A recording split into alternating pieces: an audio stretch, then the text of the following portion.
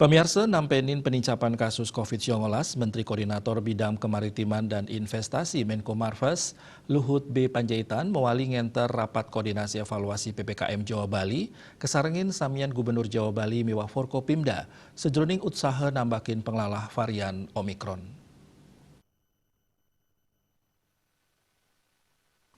Keketus saking sasuratan dane Luhut nguduhang mangde samian angge nyerehin kahanan panegara tiosan sane nincapang perawatan rumah sakit saha manggih panincapan kasus sayan ageng rikala sayan ngelalah nyane virus anyar.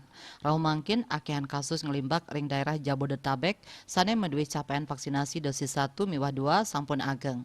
Punika mawinan vaksinasi booster patut digelisang pemargin nyane ring daerah Jabodetabek. Santukan Jabodetabek kedadosang pusat mobilitas tur penglalahan majeng provinsi lianan sida digelis pisan memargi. Yadiastun durung kepanggih panincapan dahat ageng ring provinsi tiosan nanging patut kedabdabin becik. Menteri Kesehatan Budi Gunadi Sadikin ngawawahin ritepengan mangkin kasus pinih akeh wenten ring DKI Jakarta tur sida digelis ngelimbak ring wewidangan irike.